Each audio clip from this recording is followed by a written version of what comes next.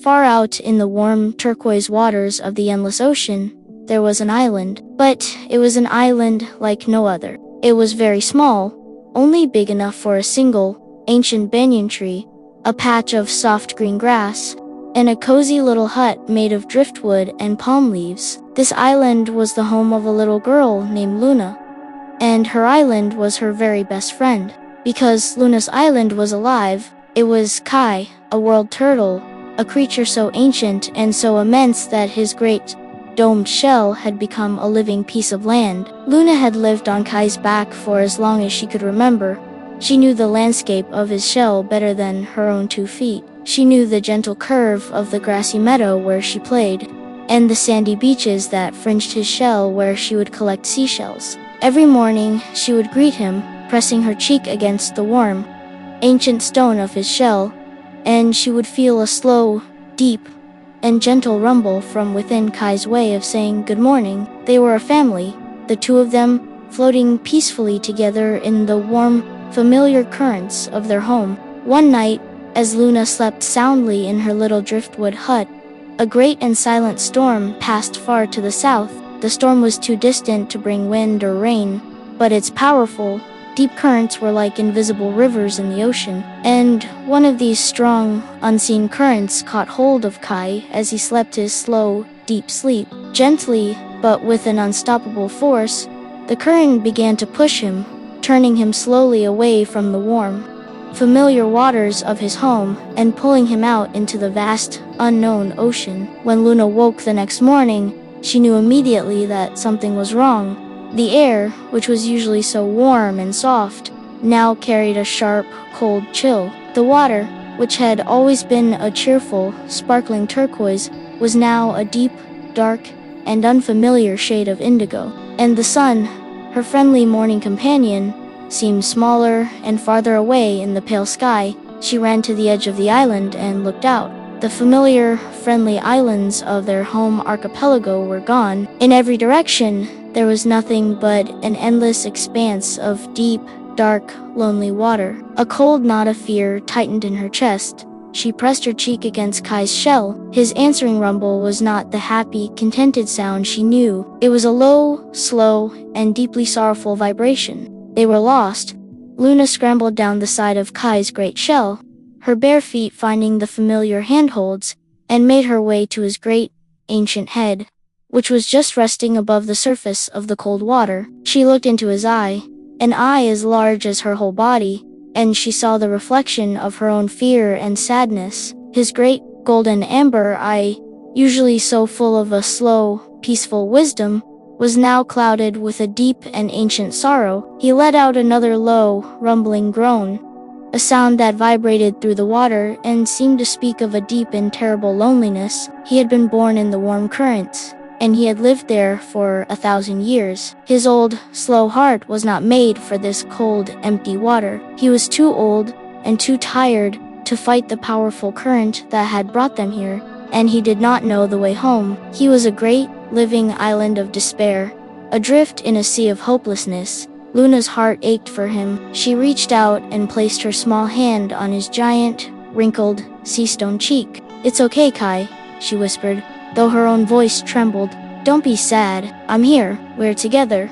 And I will find the way to get us home. I promise." Luna knew that making a promise was one thing, but keeping it was another. How could one small girl navigate the endless, empty ocean? She felt a wave of helplessness wash over her. She sat down on the grassy meadow on Kai's back and tried to think. As she did, she remembered a story her own grandmother had told her long ago, a story she had thought was just a fairy tale. Her grandmother had said that the great world turtles were the universe's first map makers. She had said that as they swam through the deep, silent ocean for thousands of years, they would watch the stars in the sky, and the stars would teach them the secret pathways of the water.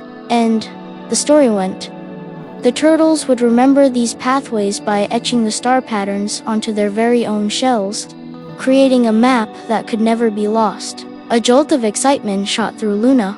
A map, could it be true? She had spent her whole life playing on Kai's shell, but she had never thought to look at the patterns with a mapmaker's eyes. She had always thought they were just pretty, ancient cracks and lines, a part of his old age. But what if they were more? What if the way home was written right here, beneath her very feet? Luna spent the rest of the day in a state of hopeful, nervous anticipation. She tried to trace the faint, intricate lines on Kai's shell with her fingers, but in the pale, cold daylight, they were just shallow grooves in the ancient landscape. She could not make out any clear shapes or patterns. If the story was true, the map would only reveal itself in the dark, when its own stars could shine. The afternoon seemed to last forever. She watched the cold sun make its slow journey across the sky, her heart thumping with every passing hour. To pass the time, she gathered some of the sweet, purple berries that grew near the banyan tree and brought them to Kai, feeding them to him gently, a small offering of comfort. She sang him a soft, quiet song, a song about the warmth of their home and the taste of the sweet, turquoise water. She did everything she could to soothe his great, sad heart and to keep her own hopes up. Finally, the sky began to darken. The pale blue faded to a deep indigo, and one by one, the first true stars of the night began to appear, sharp and brilliant in the cold, clear air. Luna held her breath, her eyes fixed on the shell beneath her feet, waiting and watching for the magic to begin. As the last of the sun's light disappeared from the world, it happened. A soft, silvery white light began to glow from the faint lines on Kai's shell. It started as a barely there glimmer, and then grew stronger and brighter, until the entire surface of the great, domed shell was covered in a breathtakingly beautiful network of glowing, interconnected lines and points. It was a perfect, luminous map of the entire night sky, mirrored on the turtle's back. The stories were true. These were Luna gasped in awe, her heart filled with a wonder so great it almost hurt. She could clearly see the constellations. She knew the Great Bear, the Hunter, the Swan, all perfectly rendered in the glowing lines. But there were other lines too, faint, silvery blue lines that swirled between the star patterns. These were not stars. These were the secret pathways of the ocean, the great, warm and cold currents that flowed like invisible rivers through the sea. The map was real. The way home was here. But the map was vast and confusing. She knew she could not just pick a path and hope. She needed to understand how to read it. She needed the mountain to speak. Luna stared at the beautiful, glowing map, a new problem dawning on her. The map showed 100 different paths, 100 different swirling blue currents. How could she know which one was the warm, safe current that led home? She felt a gentle rumble from Kai beneath her feet, and she looked down at the glowing lines. She remembered another part of her grandmother's story. The star charts were not just a map to be read with the eyes. They were a song to be sung with the heart. The story told of an ancient wayfinding song, a special melody that, when sung over the charts, would make the correct path glow brighter than all the others. But the song had been forgotten for generations. Luna had never heard it. How could she sing a song she didn't know? She sat down in the middle of the glowing constellations, her hope beginning to fade once more. She was so close, yet the final piece of the puzzle was missing. She looked out at the dark, lonely water, and then at the kind, sad, and ancient face of her friend, Kai, who was trusting her completely. She knew she could not give up. If the song was forgotten, then she would have to find a way to remember it. Luna closed her eyes. If the song came from the heart, then she would have to listen to her own heart. She thought of home. She thought of the warm, turquoise water, the taste of sweet mangoes from the other islands, and the sound of the laughing gulls. She tried to turn these feelings into a melody. She began to sing, her voice small and hesitant in the vast, quiet night. It was a simple, hopeful tune, a song of longing for home. As she sang, she watched the glowing lines of the map, hoping to see one of them brighten, but nothing happened. All the swirling blue currents continued to glow with the same faint, silvery light. Her song was not the right one. She tried again, this time singing a more powerful, adventurous song, a song about bravery and a long journey. Still, the map remained unchanged. A wave of despair washed over her. The story was just a story. There was no magic song. There was no way home. Her voice faltered, and a single, hot tear of frustration and sadness rolled down her cheek and splashed onto the glowing shell at her feet. She had made a promise to Kai, and she was failing him. As her tears splashed onto the shell, a strange and beautiful thing happened. The point where the tear landed, a spot on a swirling blue current line, flared with a bright, warm, golden light. Surprised, Luna looked up, and then she understood. The song was not about a place. It was not about home or adventure or bravery. The song was about her friendship with Kai. It was about her love for this great, gentle, living island who was her dearest friend. She had been trying to sing a song that the map wanted to hear, but she needed to sing a song that Kai wanted to hear. She took a deep breath, and this time, when she sang, the song came not from her memory, but from her heart. She sang of the day she had first met Kai, of the feeling of his warm, steady shell beneath her feet. She sang of their quiet mornings together, of the stories she would tell him, and of the deep, gentle rumbles he would give in reply. Her song was not about getting home. It was about already being home as long as they were together. It was a song of pure, unconditional love and friendship. As Luna's true song, the song of her love for Kai filled the night air, the star chart came alive. A single, swirling, blue current line on the map began to glow with a brilliant, warm, golden light, just like the spot where her tear had landed. The light was so bright and so clear, it outshone all the other faint, silvery paths. It was a beautiful, golden road, winding its way across the constellations, pointing them in the right direction. This was the way home. As the path on his shell lit up, a deep, powerful, and happy rumble came from Kai. For the first time since they had been lost, he felt the pull of home, the memory of the warm current in his ancient heart. With a great, slow, and powerful effort, he began to move. He turned his great body in the water, aligning his path with the golden, glowing line on his back. His giant, ancient flippers began to paddle with a new strength, a new purpose. He was no longer just a lost and drifting island. He was a ship, and his brave little captain had just shown him the way. He was tired, but the song and the light gave him the strength he needed to begin the long journey home. And so, their journey began. All through the long dark night, Luna stood on Kai's back and sang the Wayfinding Song. She sang to keep the path on his shell glowing. And she sang to give his old, tired heart the strength to keep swimming. And Kai swam with a power he hadn't felt in centuries. He followed the golden path on his back, a map that was a part of him.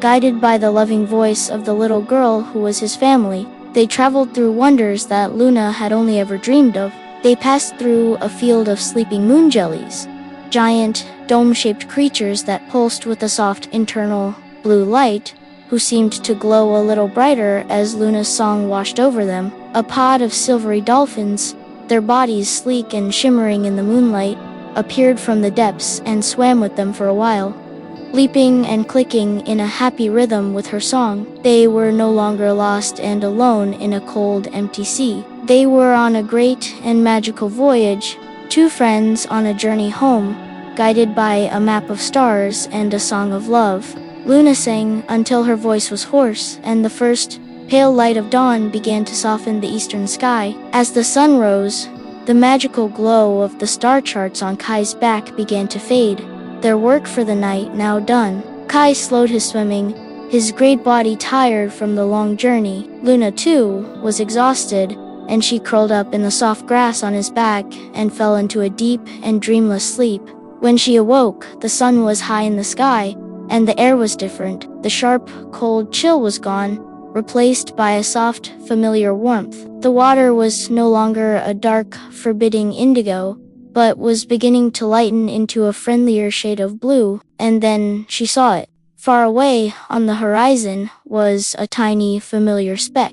It was the peak of the smoking volcano that stood on the largest island of her home. Her heart leaped with a joy so powerful it brought tears to her eyes. They were not home yet, but they were close. The map and the song had worked. She scrambled to Kai's head and pointed with a trembling finger. "Look, Kai, look." Kai lifted his ancient head and saw it too. A deep, happy, rumbling purr, the happiest sound in the world, vibrated through his entire being. The sight of home gave Kai a new burst of strength. He paddled the last few miles with a happy, steady rhythm. Soon, the other familiar islands of the archipelago came into view, their green shores and white, sandy beaches a welcome sight. As they drew closer, the other sea creatures, their friends and neighbors, began to appear. A group of playful sea turtles, Kai's distant cousins, swam out to greet them, circling them with happy clicks and whistles. A great, gentle whale surfaced nearby and spouted a huge plume of water into the air, a magnificent, celebratory fountain. The sky filled with the familiar, cheerful cries of the gulls. Everyone was welcoming the great world turtle home. They had all felt his sorrowful absence, the missing piece of their warm, happy ocean. Luna waved to them all, her face beaming with a smile so wide it made her cheeks ache. She had kept her promise. She had faced the vast, empty ocean. She had deciphered a map of stars, and she had remembered a forgotten song. She had guided her oldest, dearest, and biggest friend safely back to the home he loved. Image prompt. Kai finally came to rest in his favorite spot, a warm, gentle current that flowed between two of the larger islands. He let out a great, long, happy sigh that rippled the water for miles around. His long journey was over. He was home. The water was warm, the sun was bright, and the world was exactly as it should be. He felt the familiar, happy energy of his home all around him, and his great, ancient heart was filled with a deep and profound peace. Luna, too, felt the contentment. She lay down in the soft, green grass on his back, the familiar warmth of his shell a comforting presence beneath her. She looked up at the blue sky and the fluffy, white clouds, and she knew she would never take them for granted again. She had seen the vast, cold, empty ocean, and it had made her appreciate the warmth and the life of her home even more.